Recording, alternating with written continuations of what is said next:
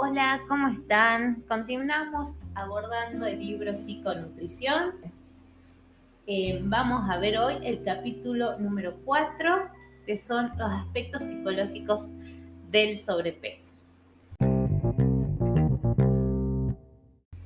Este capítulo se divide en 7 puntos. El primero es hambre fisiológico y emocional. El segundo, picoteo y atracones, son cosas diferentes.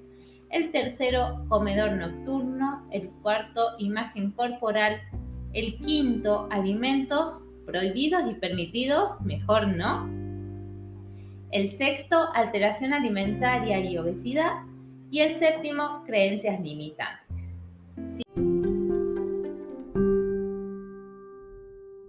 Primero, hambre fisiológica y emocional. Bueno, empieza diciendo que no es tan fácil diferenciar estos tipos de hambre, ¿no? Que no es tan sencillo como uno le pone, bueno, hambre emocional, hambre fisiológica. Recomienda los 7 tipos de hambres de los que habla Jan Chozen en su libro Comer Atentos. ¿Sí? La clasificación que realiza esta autora nos parece un modo muy interesante de trabajar el hambre y las sensaciones asociadas a ellas, así como la saciedad y la satisfacción. Bueno, el hambre olfativa, visual y bucal son 3 de los más olvidados. Cuando nos alimentamos, siendo una experiencia totalmente nueva el poder reconectar con estos sentidos. ¿Qué opinan de eso? ¿Qué piensan? Bueno, entonces queda hambre de corazón, hambre mental, de estómago y de boca. Dicho esto, comencemos con los puntos que nos ayudarán a diferenciar y conocer nuestra sensación de hambre. ¿Han aparecido de repente mis ganas de comer? Cuando hablamos de hambre fisiológica, es habitual que la aparición se dé de forma gradual. Sin embargo, cuando hablamos de otro tipo de necesidad de comer, nos encontramos ante una necesidad repentina que debe ser cubierta y satisfecha cuanto antes. Es necesario tener en cuenta que a veces se deben trabajar las sensaciones de hambre y saciedad, ya que pueden confundir un inadecuado aprendizaje y reconocimiento de estas con un hambre no fisiológico. La saciedad se produce por la liberación de una serie de hormonas que dan información al cerebro de la situación energética del organismo, por lo que se necesita un tiempo de 20 minutos al menos para poder sentirla. Bueno, es importante a nivel nutricional ser conscientes de nuestras sensaciones de saciedad y de cómo se va llenando el estómago y de cómo de lleno nos sentimos después de comer. ¿Acabo de comer una comida lo suficientemente completa para mí? Fíjate cómo lo suficientemente completa para mí nos referimos a lo que implica dejar de lado una creencia sobre cantidades, medidas y adelgazamiento para centrarnos en lo que consideramos adecuado para nosotros, ¿sí? Y uniendo nuestra educación alimentaria con nuestras características individuales, si la respuesta es afirmativa, es necesario que prestemos atención a otros posibles motivos. ¿Qué sentido se ha despertado en mí?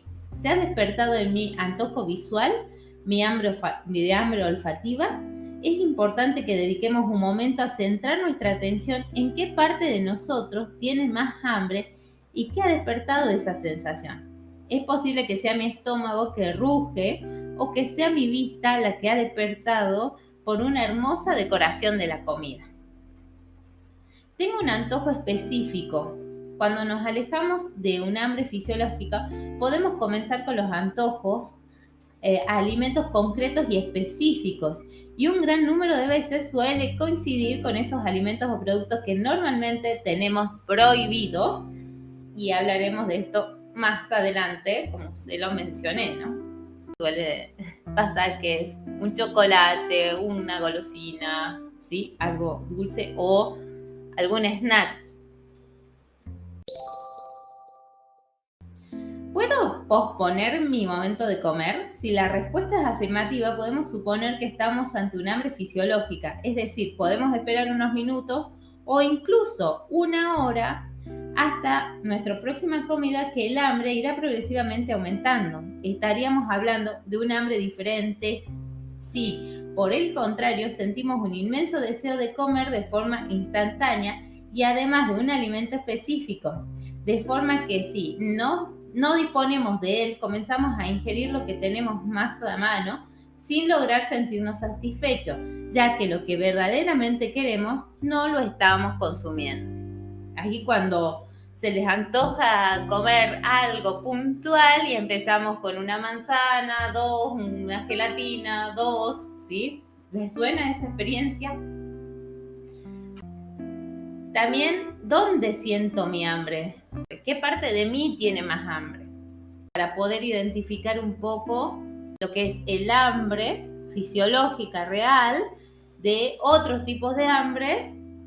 Y bueno, más o menos espero que hayan podido identificar un poquito de lo que estamos hablando.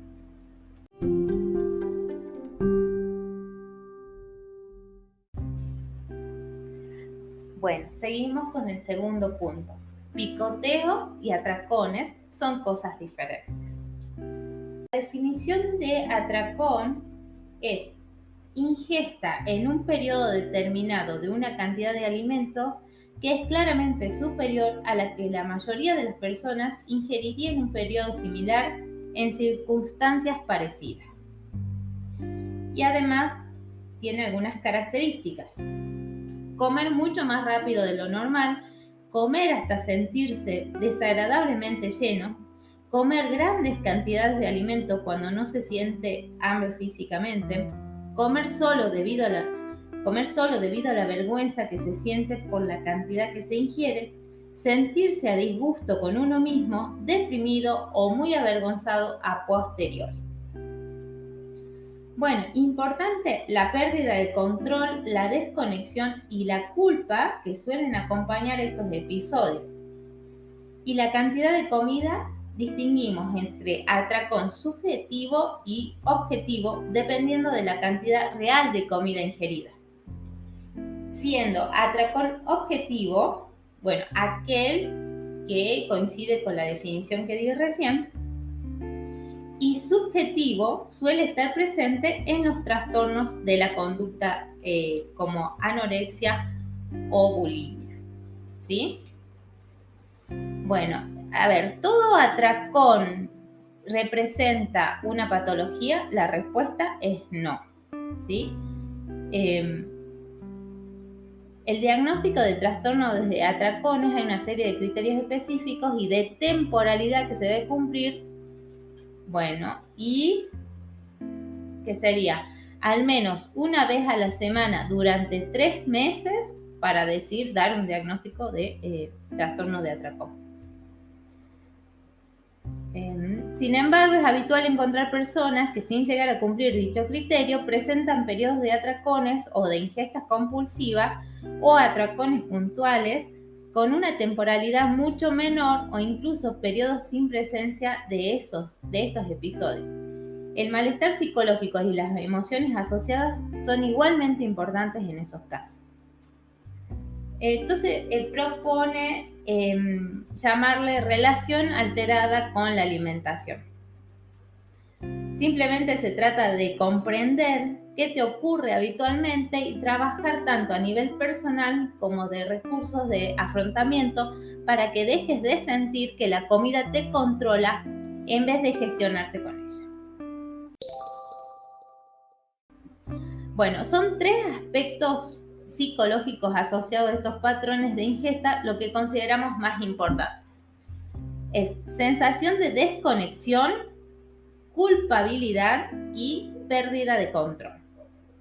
Sensación de desconexión es: siento que es la única forma de olvidarme del día como un ritual. Llego a mi casa, me como todo, ¿sí? No soy consciente de lo que está ocurriendo hasta que no logro parar y veo todos los paquetes que he comido. No nos referimos a lo que no existe conciencia o recuerdo de la ingesta, sino que durante la ingesta se pierde la conexión de lo que se está haciendo, es decir, del acto de comer en dicho instante. La culpabilidad. Cuando terminamos, siento que he vuelto a fallarme. Escondo todo y me prometo que no volverá a ocurrir. Estos pensamientos hacen que uno se vuelva más estricto, poniéndose objetivos muy exigentes que son difíciles de alcanzar. Por tanto, la sensación de culpabilidad aumenta y eso afecta a la relación con uno mismo, o sea, la autoestima, y si la comida es nuestro recurso, se aumentará la ingesta.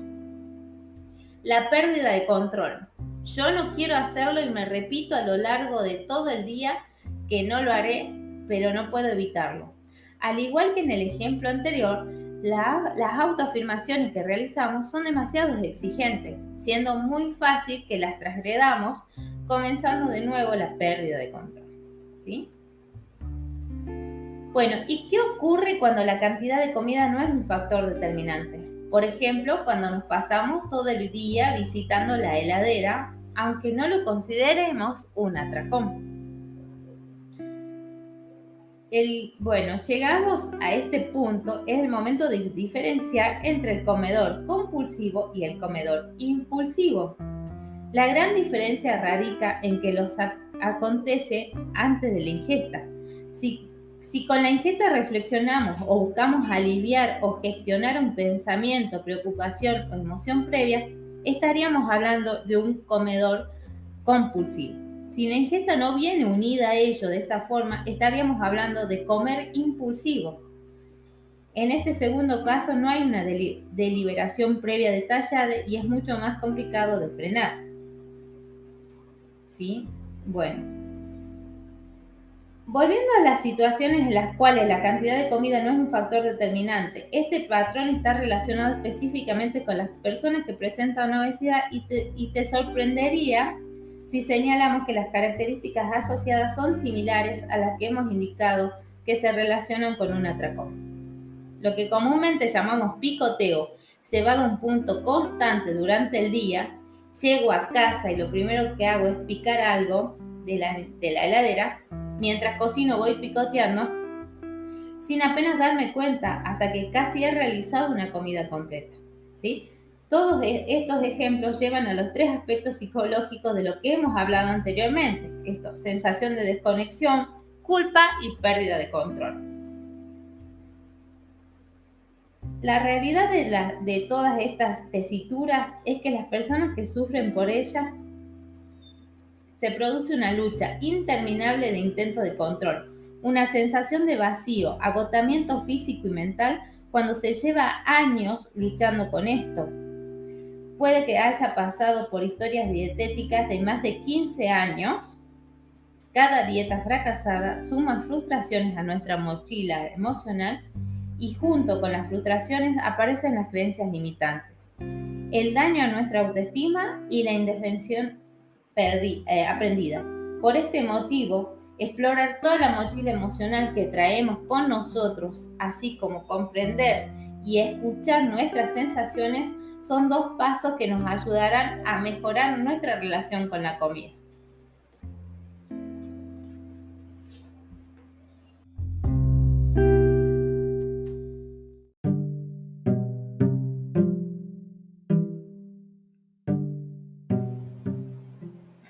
Bueno, cerramos hasta acá y vamos a continuar el capítulo 4 en un próximo episodio. Gracias.